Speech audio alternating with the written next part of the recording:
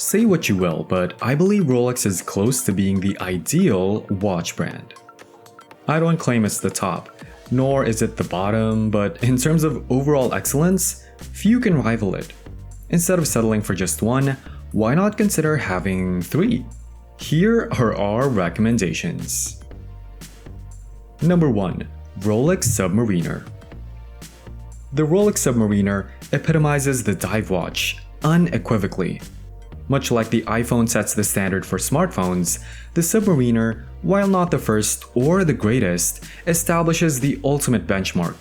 Every dive watch, past, present, and future, will be measured against it. Since 1953, it's defined standards for performance, quality, and perhaps less so now, value. On its own, it's somewhat puzzling. It doesn't quite fit the luxury watch mold, even with features like the ceramic bezel and white gold hands and markers. Originally, it was meant to be as opulent as a bicycle pump, and that's where much of its allure stemmed from. Picture this. It's the 1950s, the world is emerging from war, and the future looks promising. Military attire is swapped for swimwear as vacationers travel abroad for the first time. What was once separate is now interconnected. Rolex designed the Submariner to appeal to industry buyers. Retail-wise, it was a challenge to promote a brand with much less history than its biggest rivals, especially without the means to produce anything of particularly high quality. It boiled down to choosing between performance or presentation, and many watchmakers were already focused on impressing us with the latter.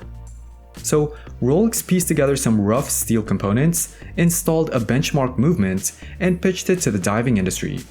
They also presented variations of the same watch to the aviation, exploration, and scientific sectors, and it paid off.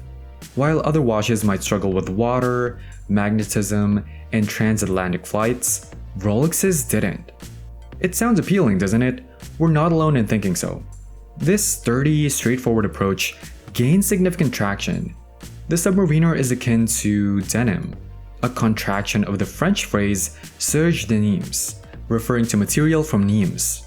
It wasn't intended to become a fashion staple, rather it was meant to be durable workwear material for laborers. Interestingly, the popularity of denim trousers from wholesaler Levi Strauss & Company surged at the same time as the Submariner. Whether you choose a 1950s original or the latest 1266 10LN model, you're not just acquiring a watch. You're getting a piece of culture as ingrained as a classic pair of Levi's jeans. Number 2. Rolex Daytona. The Rolex Daytona stands as the ultimate chronograph. Feeling a bit of deja vu? Rolex isn't a one-hit wonder. You won't find intricate watchmaking or elaborate artistry here. Rolex is a brand that simply knows how to nail things down. Well, I say that, but the Rolex Daytona didn't exactly nail it. In fact, it missed the mark by quite a margin. While Rolex was busy perfecting its core lineup of sports watches, like the Submariner we just discussed, it failed to keep up with the chronograph game. It's not widely known because the chronograph is a fairly common complication, but it's actually one of the most challenging and costly to develop. That's why for a long time, even top players like Patek Philippe and Vacheron Constantin were outsourcing them instead of making their own. Keep in mind, Rolex wasn't just avoiding chronographs, it wasn't producing any movements, relying on supplier Eigler for basic timepieces that could be tweaked with minor complications like a date or GMT hand. For a chronograph, the best it could do was a mishmash of off-the-shelf parts, including a movement from popular supplier Valjoux. Then in 1957, Omega shook things up with a Speedmaster, and chaos ensued. Just 5 years later, the first Speedmaster went to space, leaving Rolex trailing behind. Rolex was meant to be the backbone of the industry, yet it was missing out on a golden opportunity. So, in 1963, Rolex revamped the Valjoux 72 to resemble something closer to a Speedmaster. Enter the Cosmograph. The goal was clear, to venture into space. It didn't happen, at least not until 1989 aboard the shuttle Atlantis, a tad too late for the moon missions. Reeling from this blow, Rolex quickly rebranded, or rather double-branded, the Cosmograph as the Daytona. It was familiar with the Floridian racetrack, having sponsored numerous races there, yet hardly any were sold. Ever wondered why vintage Daytonas are scarce? Because they didn't fly off the shelves. Seriously, jewelers struggled to move them. So why does this make the Daytona the quintessential chronograph? Because when the playing field was leveled in the 1970s by quartz watches, rendering traditional technology obsolete, it was the Daytona, the new Daytona, that emerged from the wreckage and went on to become one of the most iconic watches of all time. Number 3. Rolex Oyster Perpetual.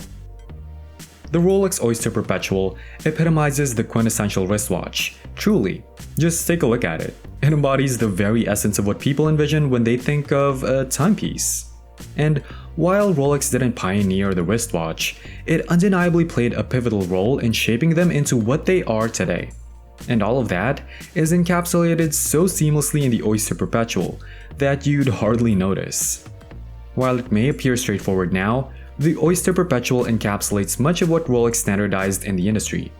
For instance, when you wear your watch daily, there's no need to fret about splashing it with a drink or getting caught in the rain, because Rolex ensured this watch is water resistant. Did Rolex invent water resistance? Well, not exactly, but it was Rolex that opted to apply the screw-down seal, commonly used in other watches here and there, even in pocket watches, to every joint between the movement and the exterior. The case back, bezel, and crown were all treated with a screw-down mechanism, creating a watch that, unlike others vulnerable to damage from a sudden trickle of sweat, truly became an everyday accessory. It was sealed as tightly as an oyster, hence the name. And when you wear your watch daily, there's no need to fret about it losing its power. It continues to function tirelessly, seemingly fueled solely by the satisfaction of owning a Rolex, but in reality, we have the automatic winding rotor to thank. Did Rolex invent the automatic winding rotor? Well, not exactly, but Rolex was the one that decided it should rotate a full 360 degrees. Other manufacturers had theirs oscillating back and forth like a pendulum, which, when combined with delicate movements, wasn't particularly reliable. Rolex's perpetual movement was remarkable, the closest thing to a real perpetual motion machine, hence the name. And when you wear your watch daily, there's no need to worry about keeping a pocket free for it or wearing a waistcoat specifically to clip it to, as you can simply strap it to your wrist in a convenient and comfortable manner, thanks to Rolex putting it on a bracelet. Did Rolex invent the wristwatch? Well, not exactly, but faced with tough competition from centuries-old watchmakers producing exquisite pocket watches, the wristwatch was Rolex's way of leaving its mark. It wasn't an easy feat, having to shed the perception of being a low-quality ladies' accessory and the derogatory term wristlet that came with it, and rebranding it as a professional tool. World War I and the practicality of a wristwatch in the trenches certainly aided in that transformation, and while others followed suit, Rolex led the way. With these 3 watches, you're delving into over a century of remarkable foresight, daring risks, and rewarding outcomes from a watchmaker that defied expectations to emerge as the undisputed leader. Selecting just one seems like an impossible task, so why not opt for all 3 to complete the perfect Rolex collection? Thank you for tuning in to this video. If you found it enjoyable, please consider giving it a thumbs up and subscribing to the channel. If there are any specific watches you'd like to see featured in future videos, feel free to share your suggestions in the comments below. Thanks.